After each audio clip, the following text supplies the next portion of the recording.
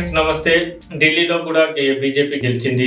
ఇక్కడ ఆమ్ ఆద్మీ పార్టీ ఓటమికి అనేక కారణాలు ఉన్నాయి. కర్నూలు చావుకు అనేక కారణాలు ఉన్నట్టు ఆమ్ ఆద్మీ పార్టీ ఓటమికి కూడా అనేక కారణాలు ఉన్నాయి. ముఖ్యంగా ఆమ్ ఆద్మీ పార్టీ చేసుకున్న స్వయంకృత అపరాధాలు ముఖ్యంగా ఉన్నాయి. ఈ 10 ఏళ్లలో ఆమ్ ఆద్మీ పార్టీ పైన ప్రజల నుండి వ్యతిరేకత కూడా ఆమ్ ఆద్మీ పార్టీ ఓటమికి కారణమైందని చెప్పొచ్చు. ఎందుకంటే అరవింద్ కేజ్రీవాల్ ఎప్పటికీ ఢిల్లీలో తమను కేంద్ర ప్రభుత్వం పని చేయనీయట్లేదని ఆరోపిస్తూనే తాము ఏ పని చేయాలన్నా కేంద్రం అడ్డుపడుతుందని ఎప్పటికీ ఆవేదన వ్యక్తం చేస్తూ ప్రజల్లో పోరాటాలాగా వెళ్దాం.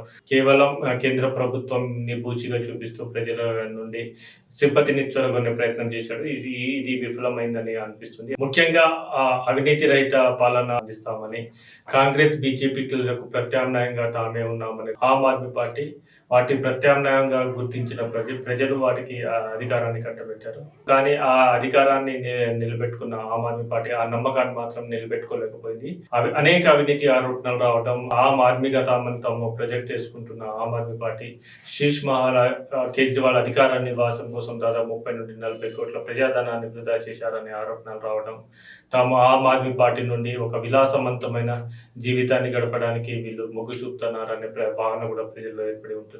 అదేవిధంగా గత 2 ఎన్నికల్లో ప్రజలకు ఇచ్చిన అనేక హామీలను కూడా ఆమ్ ఆద్మీ పార్టీ నెరవేర్చడంలో విఫలమైంది. ఎందుకంటే అక్కడ విద్య కావచ్చు, ఆరోగ్యం కావచ్చు, ప్రజలకు మెరుగైన విద్య అందిస్తున్నామని చెప్తున్న ఆమ్ ఆద్మీ పార్టీ ఢిల్లీ మొత్తం విస్తరించడంలో మాత్రం విఫలమైందని చెప్పవచ్చు.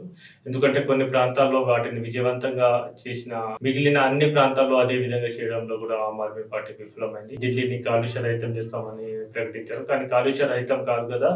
ఢిల్లీలో రోజు రోజుకు వాయు కాలుష్యం పెరిగిపోవడం, ప్రజల్లో అనేక శ్వాసకోశ వ్యాధులతో బాధపడడం, ఇది ప్రభుత్వంపై వ్యతిరేకత పెరగడానికి ఒక ముఖ్య కారణం. అదేవిధంగా స్వచ్ఛమైన యమునా నది ద్వారా వచ్చే నీటిని పూర్తిగా శుద్ధీకరించి స్వచ్ఛమైన యమునా నదిని ప్రజలకు అందిస్తామని, 100% యమునా నదిని ప్రక్షాళన చేస్తామని హామీ ఇచ్చిన ప్రభుత్వం ఆ దిశగా ఎలాంటి చర్యలు చేపట్టకపోగా హర్యానా నుండి వస్తున్న యమునా నదిలో విషం కలిపి ఢిల్లీ ప్రజలకు తాగించాలని చూస్తుందనేది ఒక వితండవాదాన్ని తెరపైకి తీసుకొచ్చారు.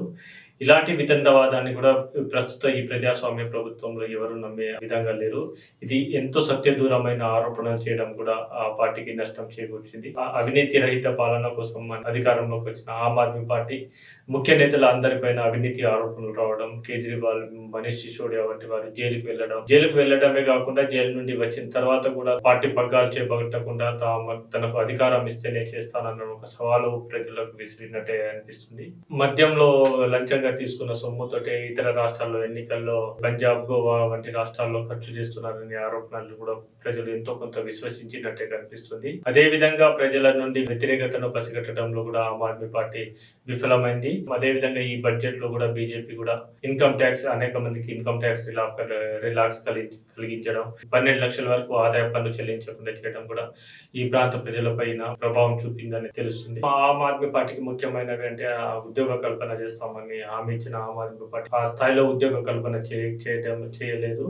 ప్రజల యొక్క ఆదాయాన్ని పెంచకపోగా ఉచిత హామీల మీదనే ఎక్కువ డిపెండ్ అయి ఉన్నది. అందరికీ స్వచ్ఛమైన నీటి కలెక్షన్ ఇస్తామని, తక్కువ విద్యుత్ బిల్లులు ఇస్తామని హామీ ఇచ్చిన ప్రభుత్వం వాటిలో పారదర్శకత లోపించిందనేది కూడా తెలుస్తుంది.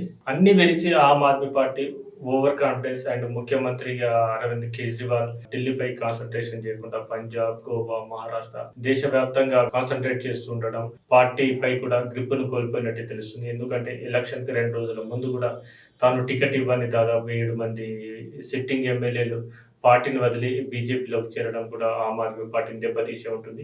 అదే విధంగా బీజేపీ అనేది ఆమ్ ఆద్మీ పార్టీ తమ ఓటు బ్యాంక్ అయిన ముస్లిం అండ్ దళితులను తన ఓటు బ్యాంకు తాను రిటైన్ చేసుకోవడంలో కూడా ఆమ్ ఆద్మీ పార్టీ విఫలమైందని తెలుస్తుంది.